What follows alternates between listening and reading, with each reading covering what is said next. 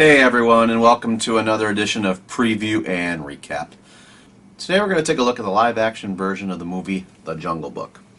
When I originally saw the trailer for this movie, I wanted to see it immediately. I was excited about it because when I grew up as a kid, I loved the original Jungle Book. So the fact that they're making a live-action movie I thought was pretty awesome. They weren't just reanimating it, and there was a lot of good actors playing all the characters too. However, when the movie actually came out in theaters, I didn't go see it. And I couldn't find anybody to go, but honestly, I didn't really try. Why that is, I honestly have no idea. It's just, I looked at it more and more, and I didn't think it was going to be that good. As much as I love the original Jungle Book, I wasn't really sure what the live action would bring to it once I started looking at more and more trailers that came out. So honestly, for me, it didn't really look that good after a while. But then it came out. The reviews were great. There's even Oscar talk with regard to Jungle Book, so now I'm like, alright, I have to see it for myself and see whether or not I'm going to like it or not. I don't really know how I'm going to feel about it once I see it. If I had to guess, I'm going to be pleasantly surprised, but the truth is, my expectations were low, and that's why I never went to see it, so I'm hoping that I am pleasantly surprised. I hope it doesn't follow the same format as the animated movie, because that was a whole different story. I already know how that ends. I don't need to see that line by line for live action. So I'd like to see something different. I'd like to see something based on the original, but not quite the same, so I don't know what's going to happen as the movie progresses. One interesting thing about the original trailer is that it really didn't show you a lot with regard to the story, which is interesting. So I really have no idea how the story is going to go when I watch this. So I'm hoping it's going to surprise me and I'm going to enjoy this experience. So with all that being said, let's watch the movie.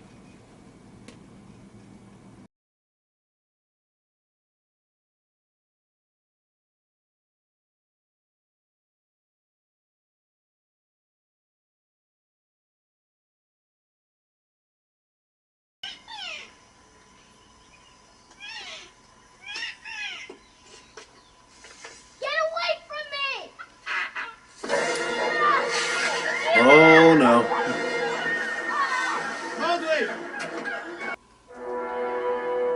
Okay, Louie's bigger than I expected. Follow me. No. We're on level ground here. I'm in charge, and I've got a plan. Give me the power of that red flower so I can be like you. Oh, me too. I want to be like you. I want to walk like you, talk like you too. You'll Excuse me, am I in the right monkey temple? Oh my gosh, is that King Louis?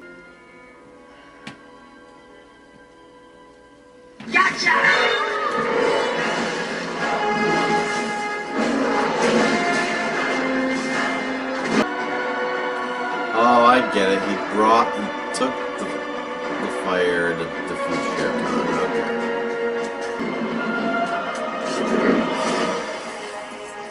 Oh no, fire.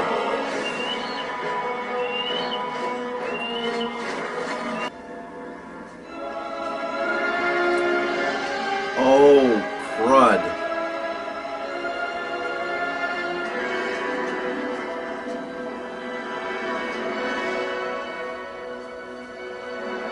The man cub is now a man. Great.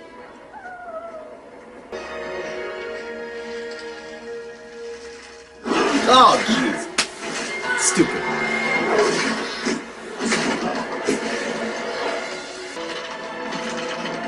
Do you hear me? Okay, Shere Khan noticed I'm done running from you. that the branch was going to break, but yet he's walking.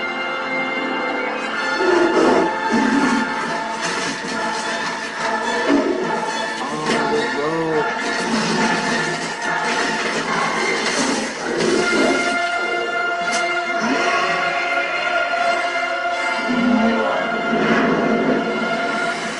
Yay! Dead tiger. Yeah, the river's red.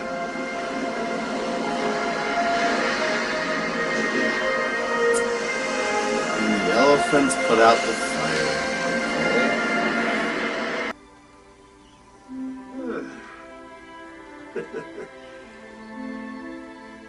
I can get used to this.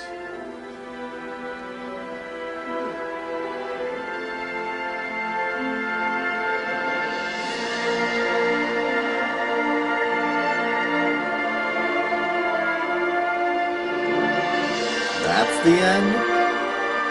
That's the... Wow, okay.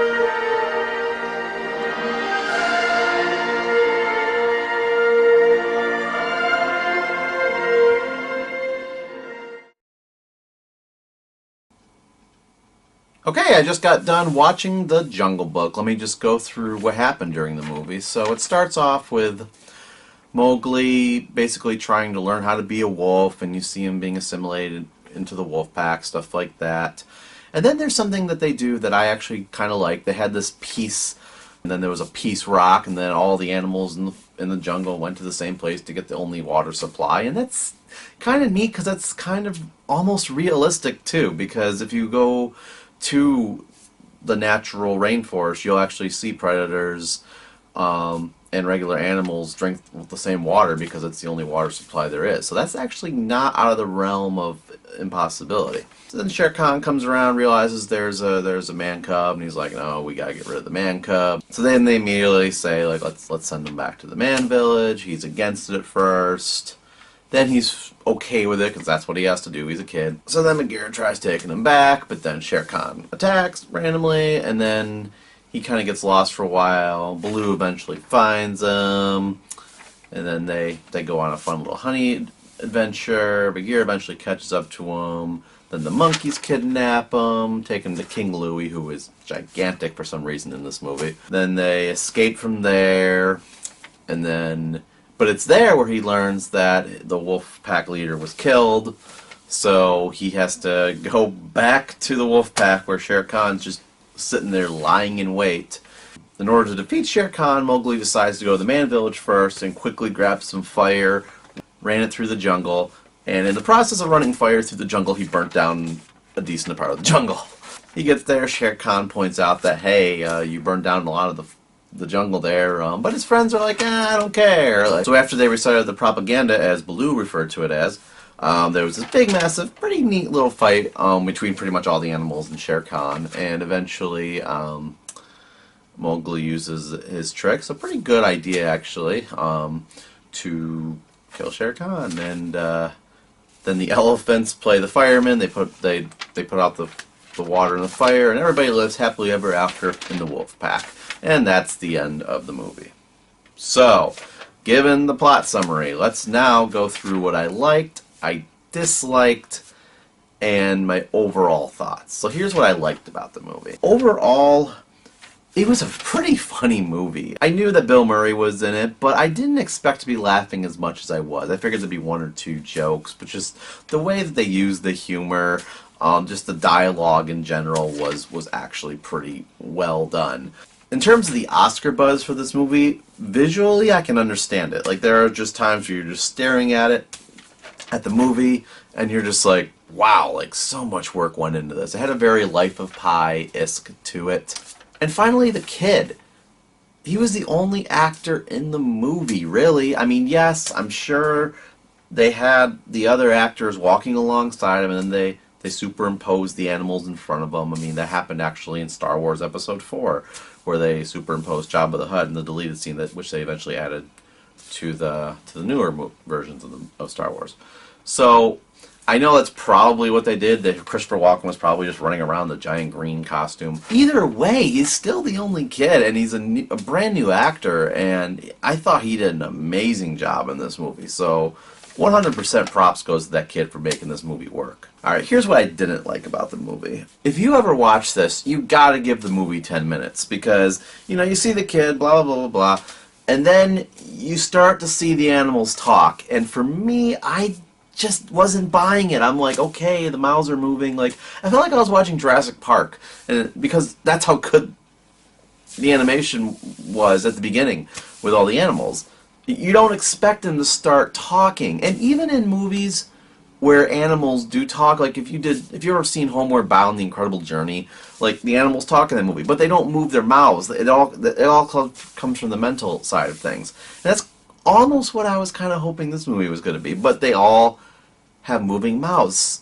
Like, if you take an animated movie, you're able to mimic a lot of facial expressions. That's good. This one kind of combines it. You see the animals, but you see the mouths moving. And it just seems really, really awkward. And it took me, again, it takes about 10 minutes to get used to that. Once I got used to it, I'm like, okay, you know what, I think I can go with this. But it didn't happen like snippety that. Like, I had to think about it. Okay, another thing I didn't like was the plot. I mean, I liked the story. I liked the fact that they kept a very similar story to what the original Jungle Book was. And I liked the fact that they didn't do everything exactly like the original animated movie, because that obviously would have been way too predictable. But the problem was when they tried to do some of the same stuff but then tried to change it up a little bit, some of it really didn't make any sense.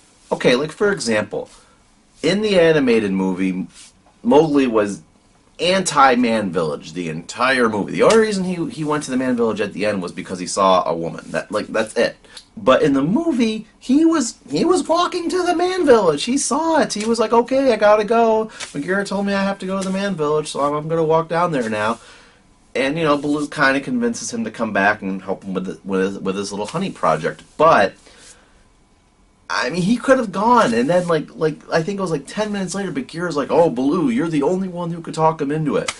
And then of course Baloo goes up to him, and he's all like, "Oh, I don't like you anymore, so you have to go." But it's like, I think Baloo just would have been like, "Look, you need to go to the Man Village." Mowgli would have been like, "All right," because he was so passive about it before. Like, he didn't want to go, but he still would have gone. So that was a weak part of the story, because it didn't. They were trying to stick with that, like he doesn't want to go, but that's not how he acted it, or that's not how even it was written. So that didn't mix well together. Okay, this one's kind of minor. They had that whole scene where Baloo couldn't get the honey, and he had Mowgli do all those random tricks to get it. But then later on in the movie, he's climbing the wall to go rescue him from King Louie, so he could clearly climb. The only thing going on, I guess, is he didn't want to get stung by the bees. But kind of a weak point there. I know it's minor, but that kind of bugged me while it was happening. Okay, so let's talk about Shere Khan too, because in the animated movie, you know, he was just this tiger that, you know, he was known for, you know, eating man cubs. You know, like, that makes it bad, clearly. And this movie, kind of the same thing, but I hate to say it, but I'm kind of on Shere Khan's side a little bit, and I'll explain.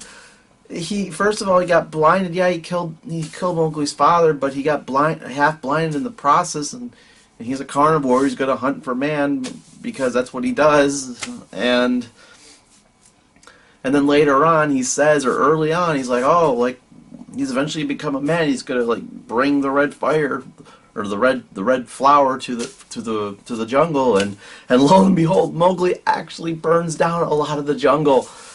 And you know how many animals he probably killed in that process? Probably a decent amount, like arson. You know? So Shere Khan makes a good point. I mean, why would the animals defend Mowgli so quickly? Shere Khan just made a really good point.